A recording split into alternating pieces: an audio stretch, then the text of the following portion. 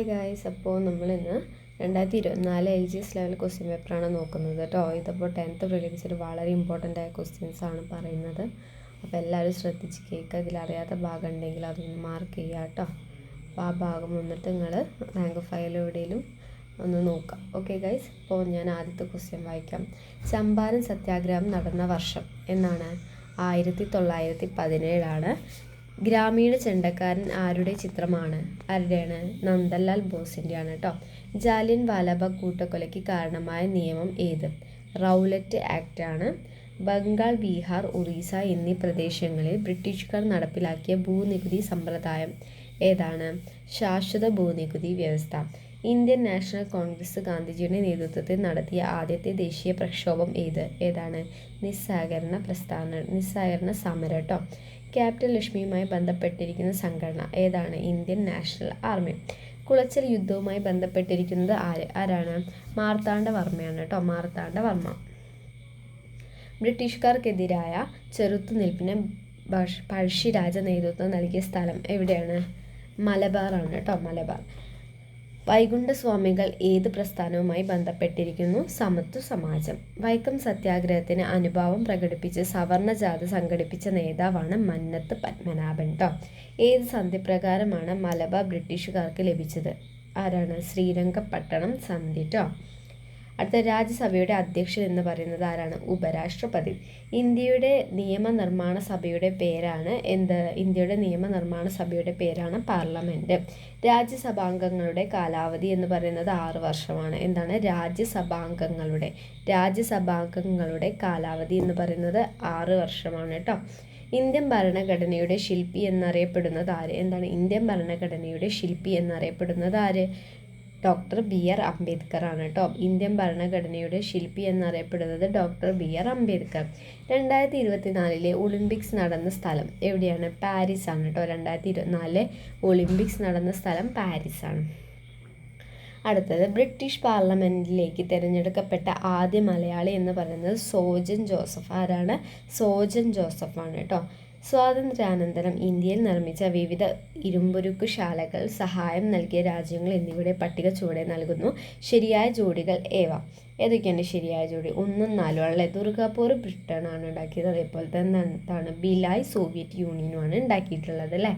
അടുത്തത് ഇന്ത്യയിൽ ഹരിത വിപ്ലവത്തിന് വഴിയൊരുക്കിയ ഘടകങ്ങൾ എന്തൊക്കെയാണ്?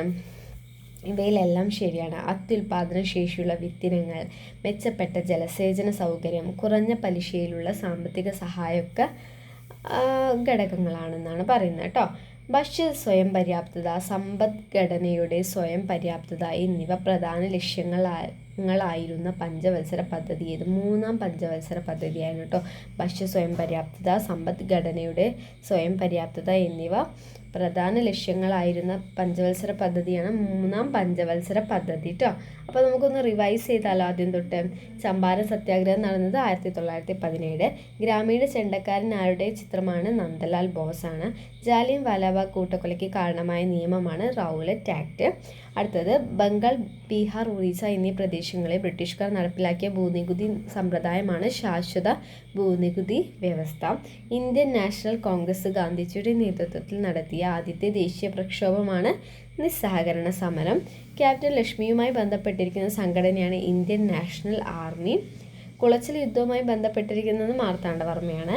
ബ്രിട്ടീഷുകാർക്കെതിരായ ചെറുത്തുനിൽപ്പിന് പഴശ്ശിരാജ നേതൃത്വം നൽകിയ സ്ഥലമാണ് മലബാർ.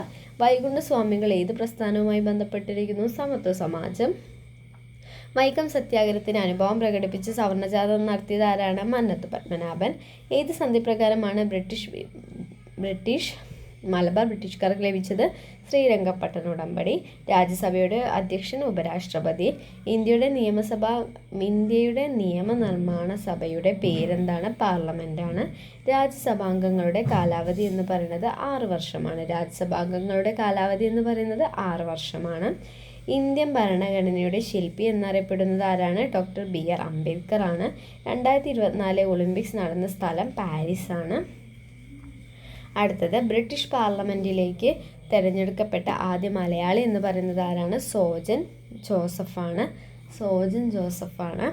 സ്വാതന്ത്ര്യാനന്തരം ഇന്ത്യയിൽ നിർമ്മിച്ച വിവിധ ഇരുമ്പുരുക്ക് ശാലകളാണ് അല്ലേ. അവ ഏതൊക്കെയാണ്? ദുർഗാപൂർ ബ്രിട്ടനും, പിന്നെ എവിടെയാണ് നമ്മുടെ ഭിലായ് സോവിയറ്റ് യൂണിയനുമാണ് കേട്ടോ. അടുത്തത് ഇന്ത്യയിലെ ഹരിത വിപ്ലവത്തിന് വഴിയൊരുക്കിയ ഘടകങ്ങൾ ഏതെല്ലാമാണ്? ഇവയൊക്കെയാണ് അല്ലേ. എന്തൊക്കെയാണ്? അത്യുൽപാദന ശേഷിയുള്ള വിത്തിനങ്ങൾ, മെച്ചപ്പെട്ട ജലസേചന സൗകര്യം, കുറഞ്ഞ പലിശയിലുള്ള സാമ്പത്തിക സഹായമൊക്കെ കേട്ടോ. അടുത്തത് ഭക്ഷ്യ സ്വയം പര്യാപ്തത സമ്പദ്ഘടനയുടെ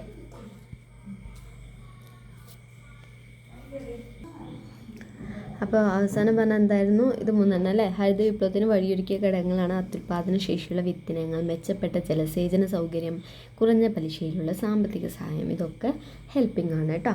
അടുത്തതെന്ന് പറയുന്നത് ഭക്ഷ്യ സ്വയം പര്യാപ്തത, സമ്പദ്ഘടനയുടെ സ്വയം പര്യാപ്തത എന്നിവ പ്രധാന ലക്ഷ്യങ്ങളായിരുന്ന പഞ്ചവത്സര പദ്ധതിയാണ്. എന്തെന്ന് പറയുന്നത്? 3ാം പഞ്ചവത്സര പദ്ധതി കേട്ടോ. അടുത്ത നമുക്ക് അടുത്ത ക്വസ്റ്റ്യൻസിലേക്ക് പോവാം അല്ലേ. അതാണ് സ്വാതന്ത്ര്യാനന്തരം ഭാഷയുടെ അടിസ്ഥാനത്തിൽ സംസ്ഥാനങ്ങളെ പുനഃസംഘടിപ്പിക്കുന്നതിന് രൂപീകരിച്ച സംസ്ഥാന പുനഃസംഘടനാ കമ്മീഷനിൽ അംഗമായിരുന്ന വ്യക്തിയാണ് ആര്? KM പണിക്കർ കേട്ടോ. സ്വാതന്ത്ര്യാനന്തരം ഭാഷയുടെ അടിസ്ഥാനത്തിൽ സംസ്ഥാനങ്ങളെ പുനഃസംഘടിപ്പിക്കുന്നതിന് രൂപീകരിച്ച സംസ്ഥാന പുനഃസംഘടനാ കമ്മീഷനിൽ അംഗമായിരുന്ന വ്യക്തിയാണ് KM പണിക്കർ. ഇന്ത്യയിലെ ആദ്യ റോക്കറ്റ് വിക്ഷേപണ കേന്ദ്രം എവിടെയാണ് ആരംഭിച്ചത്? തുമ്പയാണ്. 2024 G20 ഉച്ചകോടി നടക്കുന്ന രാജ്യം എന്ന് പറയുന്നത് ബ്രസീലാണ്. 2024 പാരീസ് ഒളിമ്പിക്സ് ഇന്ത്യ നേടിയ ആകെ മെഡലുകൾ 6 കേട്ടോ. അടുത്തത് ഹിമാലയൻ നദികളും അവയുടെ പോഷക നദികളും താഴെ തന്നിരിക്കുന്നു. അതിൽ ചേരാത്തത് കണ്ടെത്തുക. ഏതാണ് ചേരാത്തത്? ബ്രഹ്മപുത്ര, ഗാഗര അല്ലേ. അപ്പോൾ സിന്ധു, ചിനാബ്, ഹിമാലയാണ്. പിന്നെ അതേപോലെ ഗംഗ, യമുന അതൊക്കെയാണ് അല്ലേ. ഗംഗ, കോസി, യമുന, ടോൺസ്. അപ്പോൾ ബ്രഹ്മപുത്രൻ്റെ എല്ലാം ഗാഗര കേട്ടോ. രാത്രി ആയിട്ടോ, അതാണ് ഇങ്ങനെ സൗണ്ടൊക്കെ. ഓക്കെ. അടുത്തത് ഉത്തര മഹാസമുദ്രത്തിൻ്റെ പ്രാദേശിക വിഭാഗങ്ങളിൽ ഏത് വിഭാഗവുമായി ബന്ധപ്പെട്ടതാണ് മരുസ്ഥലി ഭാഗ മേഖലകൾ? ഏതാണ്? രാജസ്ഥാൻ സമതലം കേട്ടോ. ഉത്തര മഹാസമുദ്രത്തിൻ്റെ പ്രാദേശിക വിഭാഗങ്ങളിൽ ഏത് വിഭാഗവുമായി ബന്ധപ്പെട്ടതാണ് മരുസ്ഥലി ഭാഗ മേഖലകൾ? രാജസ്ഥാൻ സമതലമാണ് കേട്ടോ. രാജസ്ഥാൻ സമതലം. അടുത്തത് ഇന്ത്യയുടെ പടിഞ്ഞാറേ തീരത്തുള്ള തുറമുഖങ്ങളെ മുകളിൽ നിന്ന് താഴേക്ക് വടക്ക് തെക്ക് ശരിയായി ക്രമീകരിക്കുക. എന്തൊക്കെയാണ്? കണ്ടില, മുംബൈ, മർമഗോവ, മംഗലാപുരം. എന്തൊക്കെയാണ്? വടക്ക് നിന്ന്, അപ്പോൾ മേലിൽ നിന്ന് താഴത്തേക്കാണ് കേട്ടോ. പടിഞ്ഞാറൻ തീരത്തുള്ള തുറമുഖങ്ങളെയാണ്. അപ്പോൾ കണ്ടില, മുംബൈ, മർമഗോവ, മംഗലാപുരം. ഓക്കെ അല്ലേ. അടുത്തത് ഒരു ഉപദ്വീപീയ നദിയുടെ സവിശേഷതകൾ താഴെ പറയുന്നു. നദി ഏതെന്ന് തിരിച്ചറിയുക. ഞാൻ റായ്പൂരിലെ സിഹാവയിൽ നിന്ന് ഉത്ഭവിക്കുന്നു. എവിടെയാണ്? റായ്പൂരിലെ സിഹാവയിൽ നിന്ന് ഉത്ഭവിക്കുന്നു. എൻ്റെ കുറുകെയാണ് ഹിരാക്കുഡ് അണക്കെട്ട്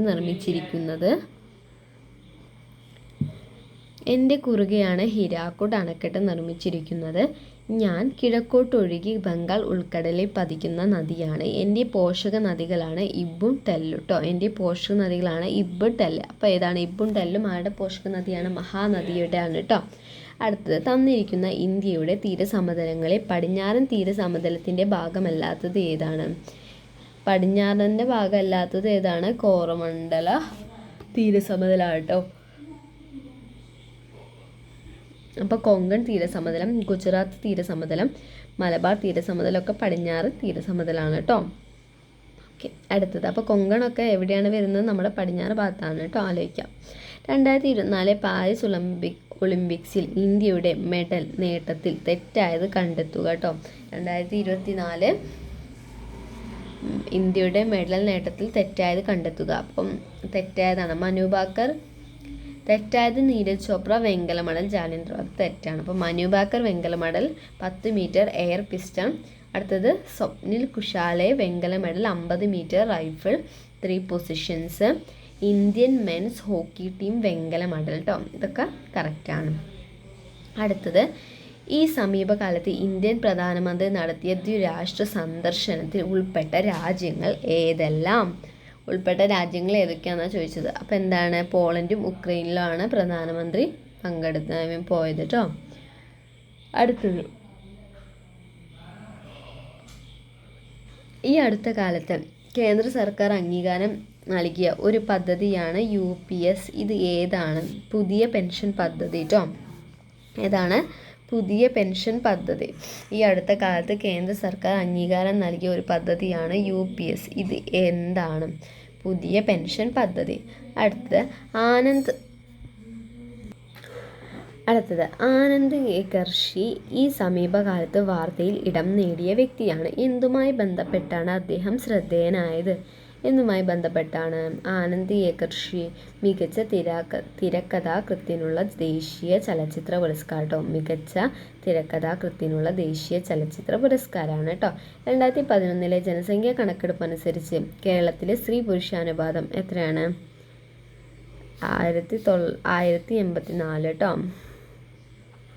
സ്ത്രീ പുരുഷ അനുപാതം 1084.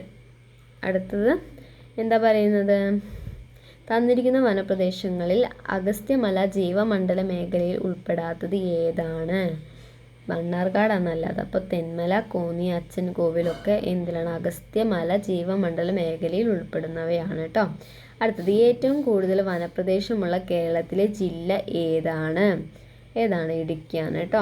താഴെ പറയുന്ന ജില്ലകളുടെ പൊതുവായ ഒരു സവിശേഷത എന്താണെന്നാണ് ചോദിച്ചത്.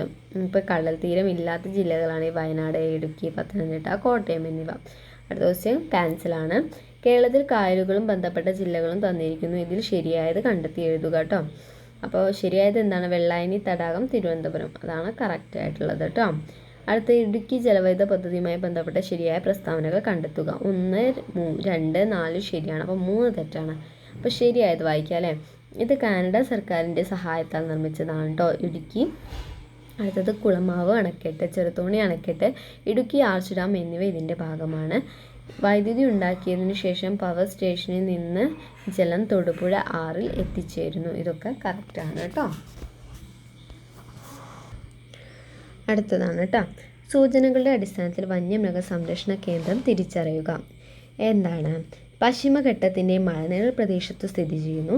വംശനാശ ഭീഷണി നേരിടുന്ന ഭീമൻ അണ്ണാനുകൾക്ക് ഇവിടെ പ്രശസ്തമാണ്. 1984 ഇത് ആരംഭിച്ചു. പ്രദേശത്തിൻ്റെ ഭൂരിഭാഗവും പുൽമേടുകളാൽ മൂടപ്പെട്ടിരിക്കുന്നു. ഇതേതാണ്? ചിന്നാർ വന്യമൃഗ സംരക്ഷണ കേന്ദ്രം അല്ലേ. അടുത്തത് കേരളത്തിൽ ഏറ്റവും കൂടുതലും കുറവും മുനിസിപ്പാലിറ്റികളുള്ള ജില്ലകളുടെ ജോഡികൾ എഴുതാം. അപ്പോൾ കൂടുതൽ മുനിസിപ്പാലിറ്റി ഉള്ളത് എറണാകുളം, കുറവ് മുനിസിപ്പാലിറ്റി ഉള്ളത് ഇടുക്കിയാണ് കേട്ടോ. അടുത്തത് കേരളത്തിൽ നിന്ന് എത്ര കായിക താരങ്ങളാണ് ഈ തവണ പാരീസ് ഒളിമ്പിക്സിൽ പങ്കെടുത്തത്? 2024 പങ്കെടുത്തതാണ് കേട്ടോ. 7 ആൾക്കാരാണ് പങ്കെടുത്തത്. ഓക്കെ. ഇന്ത്യൻ ബഹിരാകാശ പദ്ധതിയായ ഗഗൻയാൻ പദ്ധതിയെ സംബന്ധിച്ച് താഴെ തന്നിരിക്കുന്നവയിൽ ശരിയായ പ്രസ്താവനകൾ ഏതെല്ലാമാണെന്ന് ചോദിച്ചേട്ടോ. അപ്പോൾ ഇവയെല്ലാം ശരിയാണെന്നാണ് പറയുന്നത്. നോക്കാം. ഇന്ത്യയുടെ പ്രഥമ ബഹിരാകാശ സഞ്ചാര പദ്ധതിയാണ് ഗഗൻയാൻ. അടുത്തത് മലയാളിയായ പ്രശാന്ത് ബാലകൃഷ്ണൻ നായർ പദ്ധതിയുടെ ഗ്രൂപ്പ് ക്യാപ്റ്റനാണ് കേട്ടോ. പ്രശാന്ത് ബാലകൃഷ്ണൻ നായർ പദ്ധതിയുടെ ഗ്രൂപ്പ് ക്യാപ്റ്റനാണ്. 2018 പ്രധാനമന്ത്രി നരേന്ദ്രമോദിയാണ് പദ്ധതി പ്രഖ്യാപിച്ചത്.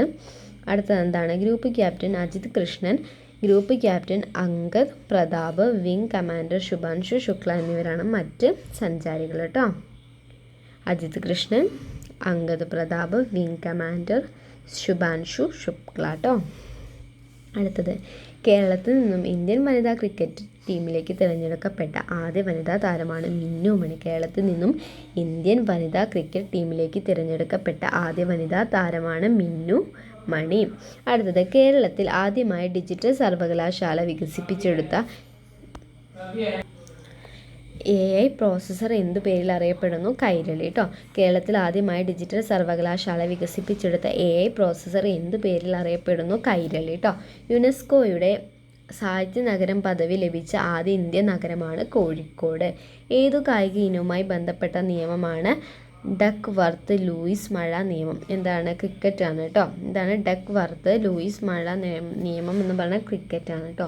വിദ്യാർത്ഥികൾക്ക് സുരക്ഷിത യാത്ര ഉറപ്പാക്കാൻ സ്കൂൾ ബസ്സുകളിലെ GPS അധിഷ്ഠിത മൊബൈൽ ആപ്ലിക്കേഷൻ ഏതാണ്? വിദ്യാവാഹിനി ആപ്പ് കേട്ടോ. എന്താണ്? വിദ്യാർത്ഥികൾക്ക് സുരക്ഷിത യാത്ര ഉറപ്പാക്കാൻ സ്കൂൾ ബസ്സിലെ മൊബൈൽ ആപ്ലിക്കേഷനാണ് എന്തെന്ന് പറയുന്നത് വിദ്യാവാഹിനി ആപ്പ്.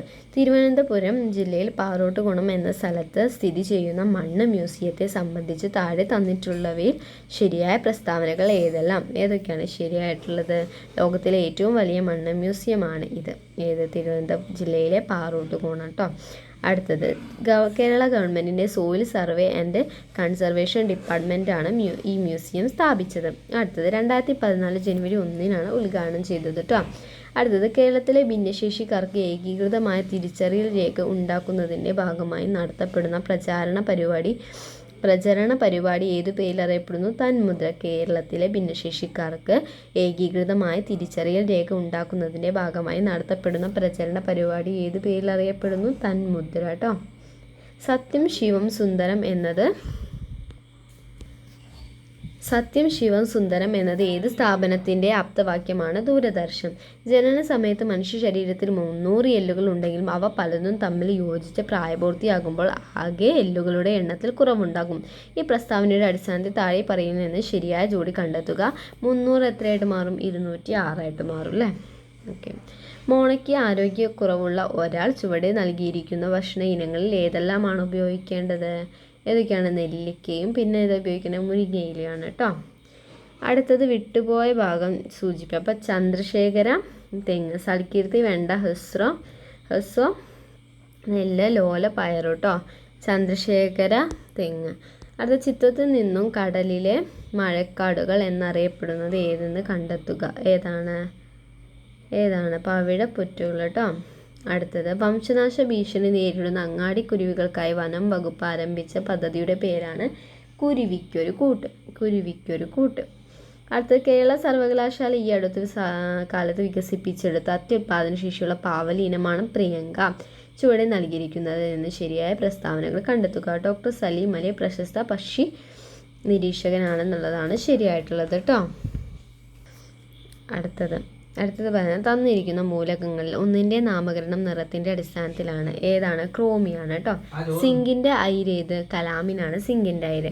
മാർബിളിൽ അടങ്ങിയിരിക്കുന്ന ലോഹമാണ് കാൽസ്യം. അടുത്ത് ചില ശുദ്ധപദാർത്ഥങ്ങൾ ചുവടെ നൽകിയിട്ടുണ്ട്. കാർബൺ ഡൈ ഓക്സൈഡ്, നൈട്രജൻ, ജലം, പഞ്ചസാര. ഇതിൽ കൂട്ടത്തിൽ പെടാത്തത് നൈട്രജൻ ആണ് കേട്ടോ. കൂട്ടത്തിൽ പെടാത്തത് നൈട്രജൻ ആണ് കേട്ടോ.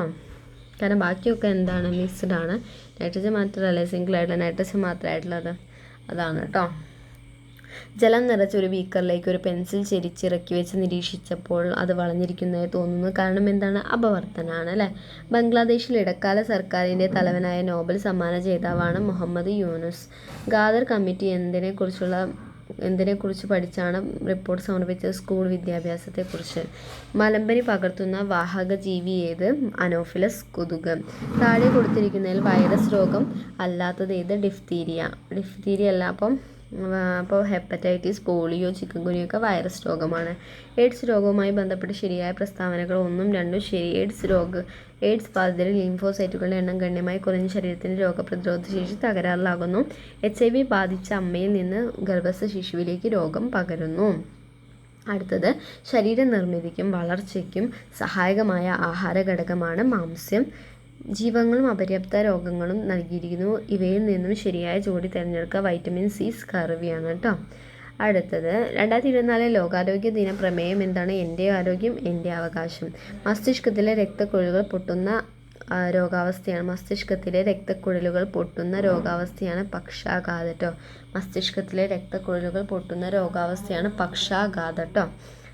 താഴെ കൊടുത്തിരിക്കുന്നവയിൽ പ്രമേഹത്തിൻ്റെ ലക്ഷണങ്ങൾ ഏതെല്ലാം? എല്ലാമാണ് ശരിയാണ് കേട്ടോ.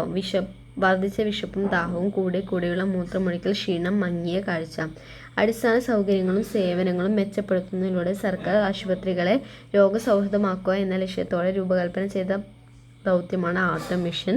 മാനസിക രോഗം ഭേദമായിട്ടും ആരും ശുശ്രൂഷിക്കാനില്ലാതെ നിരാലംബരായി കഴിയുന്നവർക്കുള്ള കേരള സർക്കാർ സ്ഥാപനമാണ് ആശാഭവൻ. കേന്ദ്ര ആരോഗ്യ കുടുംബക്ഷേമ വകുപ്പ് മന്ത്രി ആരാണ്? ജഗത് പ്രകാശ് നദ്ദ.